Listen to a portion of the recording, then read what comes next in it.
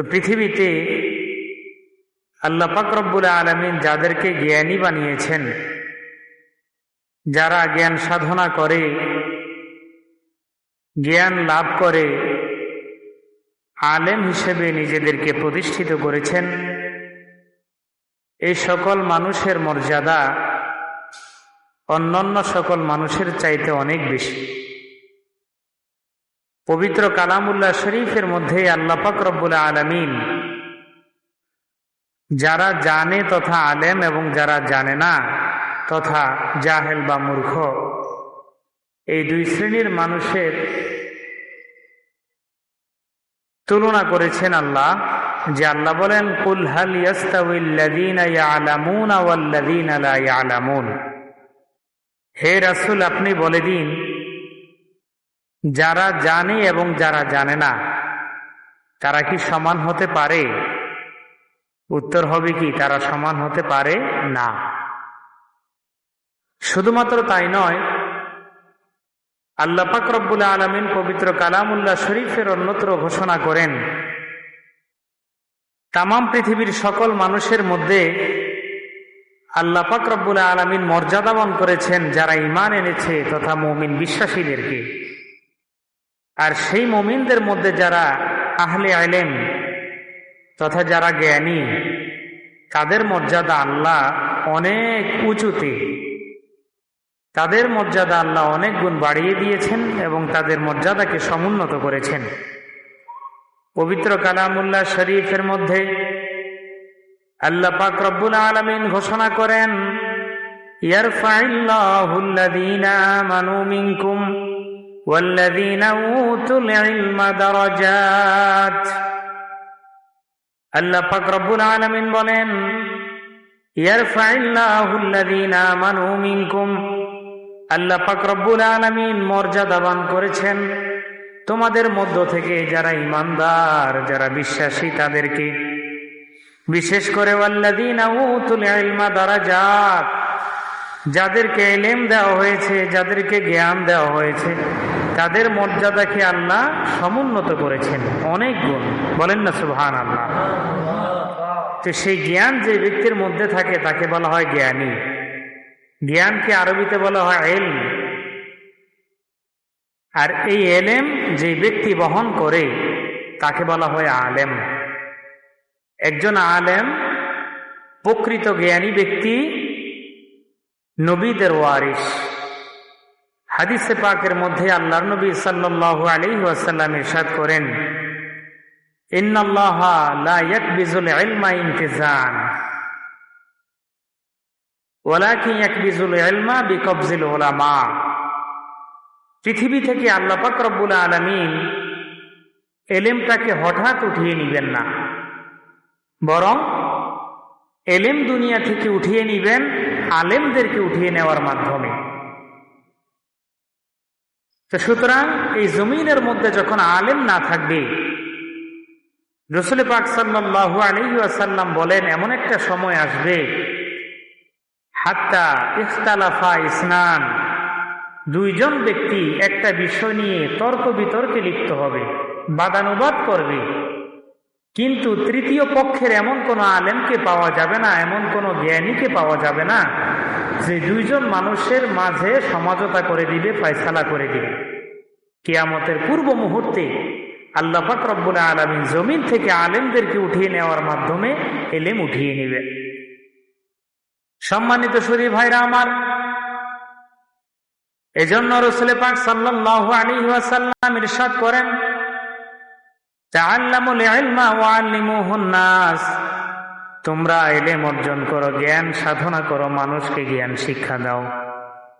তাআল্লামুল কুরআন ওয়া আল্লিমুহুন নাস, জমিনের মধ্যে তোমরা কোরআনের জ্ঞান অর্জন করো, মানুষকে কোরআন শিক্ষা দাও।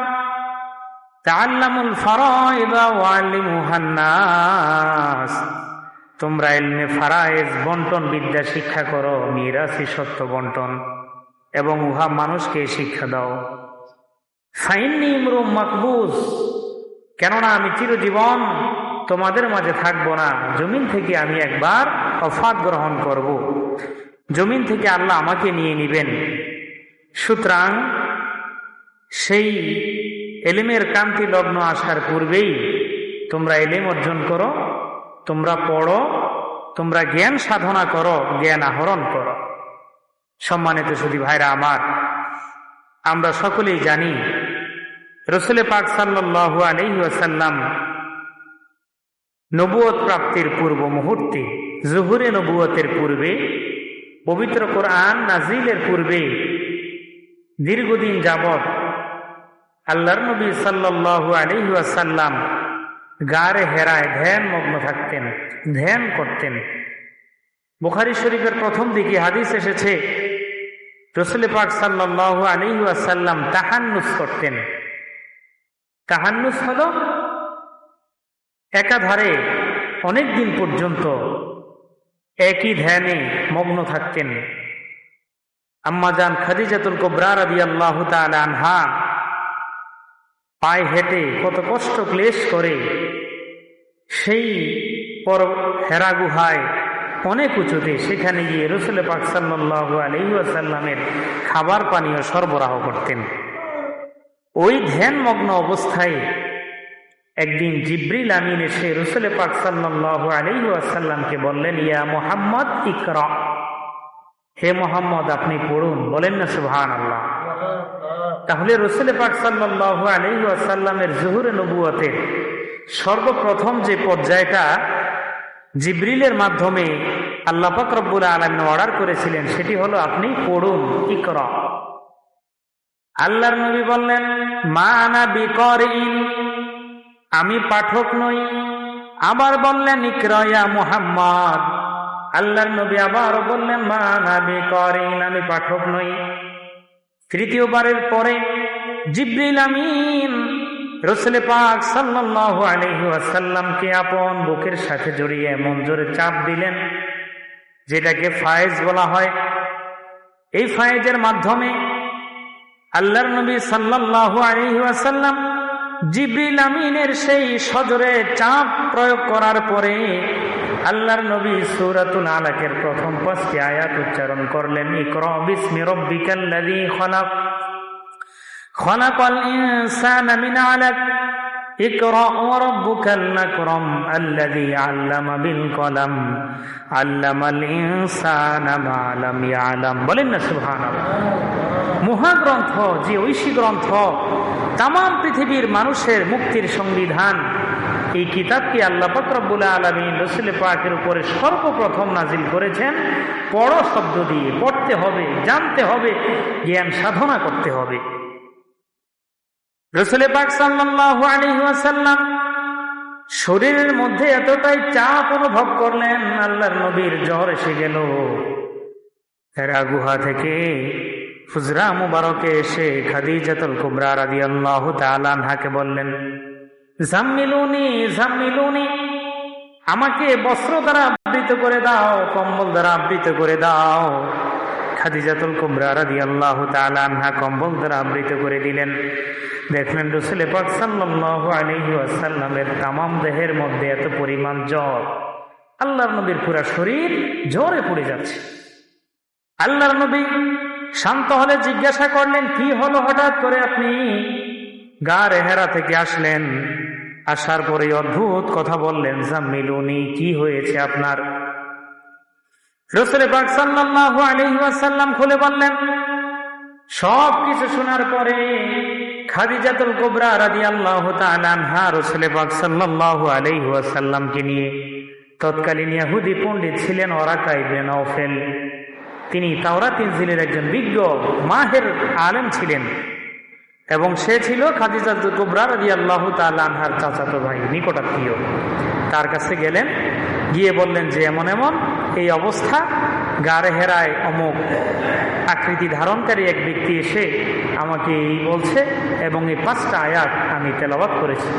ওরাকা ইবনে নওফেল বলেন, হাজা নামুস, আপনার কাছে যে ব্যক্তি এসেছে এই ওহী নিয়ে, সে হলো নামুস, তথা তাওরাত ইনজিলে জিবরিল আলাইহিস সালাতু ওয়াস সালামকে নামুস হিসেবে উল্লেখ করা হয়েছে, এবং এই নামুসই পূর্ববর্তী তামাম নবীদের নিকট ওহী নিয়ে এসেছেন। বলেন না সুবহানাল্লাহ। রাসূল পাক সাল্লাল্লাহু আলাইহি ওয়াসাল্লাম এই ইলমে ওহী প্রাপ্ত হয়ে উম্মতদেরকে আল্লাহ পাক রব্বুল আলামিনের পরিচয় দিয়েছেন, আল্লাহর বিধানের সাথে পরিচিত করেছেন, আল্লাহর হুকুম হাকামের কথা বলেছেন। তামাম বিধিবিধান সব কিছু আল্লাহর নবী সাল্লাল্লাহু আলাইহি ওয়াসাল্লাম উম্মতকে সুচারু রূপে বর্ণনা করে গিয়েছেন, প্র্যাকটিক্যাল দেখিয়ে গিয়েছেন। শুধুমাত্র তাই নয়, রাসূল পাক সাল্লাল্লাহু আলাইহি ওয়াসাল্লাম বলেন, জমিনের মধ্যে যেই ব্যক্তি জ্ঞানী হবে, যেই ব্যক্তি আলেম হবে, ওই আলেম যেই ব্যক্তি তামাম বান্দাদের মধ্যে আল্লাহকে বেশি ভয় করে, যার মধ্যে তাকওয়া থাকবে, যে আলেমের মধ্যে খোদা ভীরুতা থাকবে, যে আলেম কোরআন সুন্নাহ অনুযায়ী জীবন গঠন করবে, এরকমের একজন আলেমের দৃষ্টান্ত, এমন একজন আলেমের মিসাল আল্লাহর নবী বলেন, ফাদলুল আলিমি আলাল আবিদি কাফাদলিল কমার লাইলাতাল বদরি আলা সাইরিল কাওয়াকিব। ও দুনিয়ার মানুষ, জেনে রাখো, জমিনের মধ্যে একজন হক্কানি আলেমের মর্যাদা হলো তামাম আসমানের মধ্যে তামাম নক্ষত্রের উপরে পূর্ণিমার চাঁদের গুরুত্ব যেমন, তামাম পৃথিবীর মাঝে সকল মানুষের মধ্যে একজন আলেমের মর্তবা তেমন। বলেন না সুবহানাল্লাহ। এমন একজন আলেম, যে আলেম হবে নবীদের নবুয়তের উত্তরাধিকারী, তথা নবুয়তের যে কার্যধারা নবীগণ জমিনে রেখে গেছেন। রাসূল পাক সাল্লাল্লাহু আলাইহি ওয়াসাল্লামের ওফাতের মাধ্যমে নবুয়তের সিলসিলা যখন পরিসমাপ্তি হলো, তখন সে নবুয়তের বিধিবিধান, নবুয়তের দাওয়াত, এই সকল কার্যক্রম প্রচারণার জন্য আল্লাহ পাক রব্বুল আলামিন যাদেরকে মনোনীত করেছেন, তারাই হলেন আলেম, তারাই হলেন নবীদের উত্তরাধিকারী, ওয়ারাসাতুল আম্বিয়া।